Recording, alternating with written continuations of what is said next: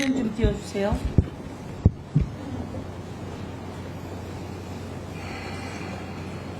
자, 신문 들어가겠습니다. 사진을 보면 제가 오전에 얘기했던 카톡이에요. 저 카톡에 이게 언론 보도 내용입니다 라고 하고 저 사진들이 나와요. 저 사진에 장면에 우리 해병대원들이 안전장비 없이 바둑판 형식으로 짚어보고 있죠. 저게 당일날 아침 7시에 올라온 카톡이에요. 그 옆에 뭐라고 써 있습니까? 훌륭하게 공부활동이 이루어지고 있구나. 그런데 임성근 사단장은 박정훈 대령에게 그렇게 이야기한 거 아닙니까? 장례식장에서 저 사진을 처음 보았다. 그렇죠, 박정훈 대령? 네, 맞습니다. 아니, 아침 7시에 공부활동이 참 잘 이루어지고 있구나. 저 사진 보여요, 안 보여요? 그런데 오늘 아침 나한테 뭐라 그랬어요? 그런 사진을 본 적이 없다 그랬죠? 거짓말이죠? 저 카톡은 바로 위에 있는 거예요. 거짓말이 금방 드러나니까 아, 이건 문제 있구나 라고 해서 혐의자로 넣었던 거예요. 맞죠? 그리고 안타까워요. 그래서 저도 책임 다 지겠습니다라고 했어요. 이종섭 장관 보여요? 예, 보여요, 안 보여요? 보입니다. 저 사진 바로 옆에 공부활동 잘 이루어지고 있구나 라고 하는 말, 임성근 장관의 사단장의 말 보여요, 안 보여요? 예, 보입니다. 그 밑에 임성근 사단장은 장례식장에 가서나 처음 보았다고 진술한 허위 진술 써 있어요, 안 써 있어요? 네, 오늘 그 내용이 다 나왔어요. 그런데 장관이 왜 이첩을 보류시켜요? 저렇게 있는데 왜 이첩을 보류시켜요? 자, 그 다음 장면 넣어주세요. 바둑판식으로 찔러보면서 찾아야 한다. 임성근 사단장. VTC 화상회의에서 이렇게 이야기했다는 거예요. 그렇게 얘기 안 했습니다. 안 하긴요, 화상회의에 있는데. 제가 바둑판식은 얘기했는데 그럼요. 찔러가면서 바둑판식이면 찔러가면서 이런 얘기를 자, 그러면 붙여놓지 이렇게 않았습니다. 얘기할게요. 바둑판식을 도로에서 합니까? 바둑판식은 수중에서는 할 수 없는 육상에서만 가능한 작전 방법입니다. 내가 그리고 어제 다 찾았어요. 바둑판식은 물속에 들어가서 바둑판 모양으로 쭉 써서 찔러보고 사람을 찾는 거예요. 그렇지 않습니다. 자, 그런 그럼 이렇게 내용은 합시다. 적용이 없습니다. 내가 말하는 거에만 답변하세요. 그러면 이걸 안 했다고 하고 바둑판식은 얘기했죠? 예. 바둑판식이라고 이야기했고 이것은 물속에 들어가서 우리가 어제 다 찾아봤어요. 바둑판식으로 하는 거예요. 국방부 장관, 바둑판식은 물속에서 하는 게 아니에요? 그 구체적인 것은 제가 해병대 그러면 박정훈 대령 예, 바둑판식은 물속에서 하는 거예요, 안 하는 거예요? 물속에서 수색하는 방법이라고 저는 생각하는데 육지에서 굳이 바둑판식이라는 단어를 쓸 필요는 없다고 저는 생각합니다. 예. 지금도 거짓말을 해요. 바둑판식은 위원님 자, 제가 시간이 없으니까 나중에 위원장님께 허가를 받고 얘기하세요. 자, 아까 장면으로 다시 돌려주세요. 이거 뻔히 보이는데 거짓말인 거 다 보였죠? 근데 이종석 국방부 장관 이첩을 보류해요. 잘못됐어요? 잘 됐어요? 답변 드리겠습니다. 나중에 하세요. 자, 유재원 법무관리관 뒤로 넘겨서 유재원, 박정훈 이야기. 혐의 사실을 특정하지 말고 기록만 남기는 것도 가능하다. 이렇게 박정훈 대령에게 전화했죠? 네. 왜 그런 전화를 해요? 장관님께서 군사보험법 개정의 취지를 설명해 주라고 하셨습니다. 장관의 지시가 있어서 한 거죠? 네. 군사법법 취지에 이런 게 들어있어요? 아니요, 제가 개정 과정에 많이 이제 포함되어 있었기 개정 때문에 군사법원법 안에 이런 게 있어요, 없어요? 개정 배경을 말씀드린 겁니다. 그럼 배경을 여기다 왜 넣어요? 아니요, 배경을 설명드렸다는 자, 겁니다. 그 인지통보서 띄워보세요. 하나는 인지통보서, 하나는 사건인계서요. 사건, 이종섭 장관 잘 보세요. 인지통보서와 사건인계서에 혐의자 이름 있어요, 없어요? 혐의자 이름 써야 되고 혐의 내용 써야 되고 우리가 만들어진 인지통보서에 이렇게 나와 있어요. 그런데 여기서 혐의 내용을 빼고 혐의자를 빼라? 이거 직권남용이 아니에요. 유재원 법무관리관 상관시킨다고 걸려요? 그리고 외압이라고 스스로 느꼈죠? 이에 대해서 스스로 느꼈어요, 안 느꼈어요? 아니요, 저는 느끼지는 않았고요. 수사단장님께서 받아들일 때 그렇게 받아들이시는 느낌이 있어서 수사 개입이라고 느끼시냐고 물어봤습니다. 자, 제가 이거 안 나가지만 그렇게 말하면 안 되죠. 마치 국방부 장관에게 혐의 내용과 혐의자를 빼고 가야 되는 것처럼 잘못 알려준 건 아니에요? 인지통보서, 인계서에 이렇게 이름 넣으라고 죄명 넣으라고 나와 있는데 뭔 죄로 이걸 빼고 넣어요? 안 그래요? 이름 넣어야 되는데. 제가 답변 드리겠습니다. 앞에 혐의를 특정할 수 없는 경우 이 수식이 있습니다. 그런 경우 빼고 넣어야 된다 이런 의미로 설명이 있었고 그런 것들을 설명하는 과정에서 나온 것 같습니다.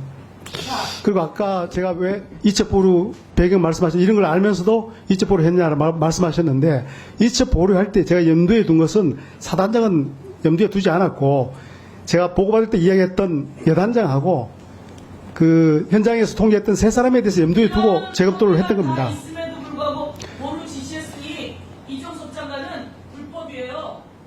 직권남용의 불법에 제가 알고 있기로는 국방부 장관은 올바로 된 혐의 적시에다가 그것을 하지 말라고 막고 그리고 국가수사본부에 전화하고 자료를 가지고 오고 제가 경북경찰청 아니 이거 다 보냈는데 왜 거기서는 인계를 안 해놨죠?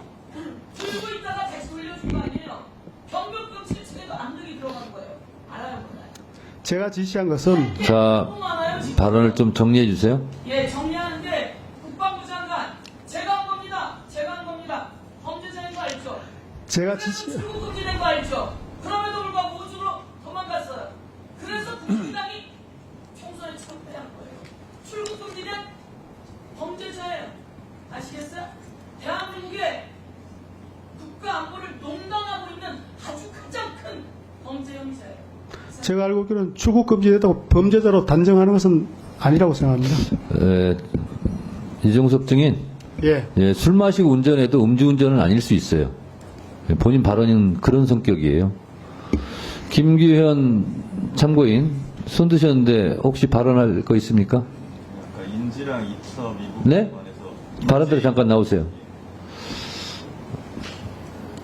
그러니까 이종섭 증인, 유재은 증인께서 아까 뭐 혐의자를 빼고 할 수 있다 이런 부분에 관해서 네네. 설명을 허락하신다면 드리고 네, 싶습니다. 짧게 예, 해주세요. 예, 군사법원법에 따르면 군사법 경찰관은 재판권 없는 범죄를 인지하면 민간으로 이첩하게 되어 있습니다. 여기서 인지라고 하는 것은 혐의 사실이 특정되는 것, 즉 피의자, 죄명, 혐의 사실 이 정도를 인식하는 것을 말합니다. 그런데 혐의자, 죄명, 범죄 사실 이것을 뺀다는 것은 범죄 인지 자체가 안 되는 것을 의미합니다. 범죄를 인지하지 않으면 경찰로 이첩도 할 수 없는 것입니다. 그것이 군사법원법 228조의 취지입니다. 네. 알겠습니다. 예, 들어가 주시고요. 이첩도 하지 말라는 뜻으로 해석할 수도 있습니다. 네, 네. 아니 법무관리관의 법해석이라면 깜빡 쏘고 저기요. 바둑판으로 찔러가면 수색하라 하는 거는 정황상 맞는 것이요. 일자로 수색을 하다가 이 지시가 있고 나서 바둑판으로 하다가 고인이 된 최 해병이 가장 물살 센 바둑판 한쪽 구석에서 수색을 하다가 변을 당한 겁니다. 위원장님. 그리고요, 그 찔러보는 거는요, 거기가 모래 바닥이 많이 있었답니다. 산사태도 나고. 그래서 균형을 잃고 몇 명이 한꺼번에 쓰러졌는데 다른 사람은 살아 돌아왔는데 새 해병은 돌아오지 못한 걸로 저는 이해하고 있는데 박정훈 대령 맞습니까? 예, 위원장님 말씀하신 거 다 맞습니다. 네. 위원장님 그리고 바둑판식 수색에 대해서 좀 설명을 하도록 허락해 주시죠. 퇴장 당하고 싶지 않으면 가만히 계세요. 위원장 말할 때는 수색을 지금 국민들이 다 듣고 계시는데 위원장 말할 땐 잠자코 좀 설명을 드려야 될것 있으세요 좀. 같습니다. 그렇게 할 말이 많은 사람이 왜 증언 선서는 거부해요? 유재은 증인, 네. 전화 통화를 한다는 것 자체가 외압이라는 걸 본인이 직접 진짜 몰랐습니까? 외압이라고 생각한 적 없고요. 저는 설명드리기 위해서 전화드렸습니다. 자, 유재은 증인 양심의 손을 얹고 답변하시기 바랍니다. 권력 감수성이란 말 들어봤어요? 못 들어봤어요? 박종훈 대령에게 갑의 위치에 있는 유재은 증인이 전하는 것 자체가 외압이에요. 알아요? 권력 감수성은 권력의 갑에 있는 위치에 있는 사람은 을에 있는 위치에 있는 사람의 여러 가지 상황, 심리를 잘 살펴서 더 조심해야 된다 하는 것이 권력 감수성입니다. 본인의 말을 저는 진실이라고 믿지 않지만 100번 양보해서 그게 진실이라면 본인은 권력 감수성이 대단히 부족한 사람이에요. 아셨습니까? 상대방의 입장을 생각해야죠. 저는 박정훈 대령에게 전한 것 자체가 외압으로 느낄 것이라는 것을 인지한 상태에서 이걸 외압으로 느끼십니까? 라고 저는 나중을 위해서 본인이 알리바이를 만들었다고 생각합니다. 저는 그렇게 생각해요. 박정훈 증인, 네, 제 말에 대해서는 어떻게 생각하십니까?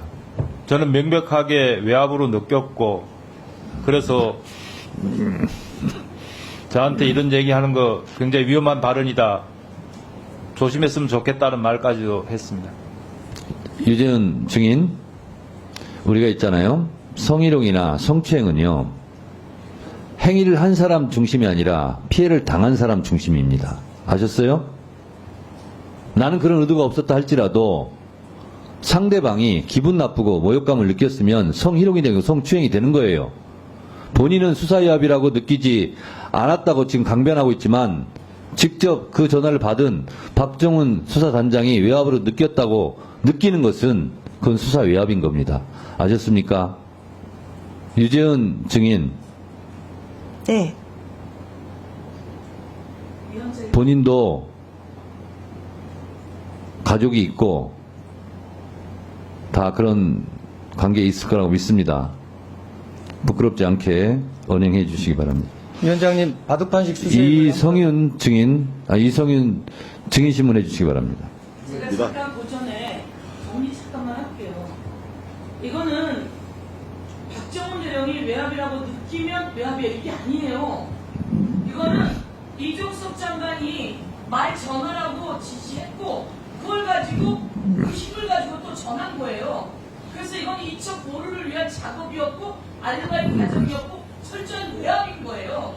박정훈 대령이 외압이라고 느끼면 유재현 외압이에요. 이게 아니고 이건 박정훈부터 이종석부터 내려온 외압이고요. 이종석은 어디서 그 외압을 만들어냈느냐? 이게 오늘 관건 아니겠어요?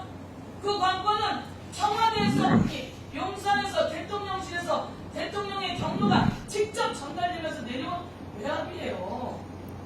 그런 외압이지 무슨 외압이라고 안 느꼈다고 외압이 아니에요? 철저히 외압이지? 자, 한번 더 정리하겠습니다. 추가 발언하실 때 충분히 더 활용하시기 바랍니다.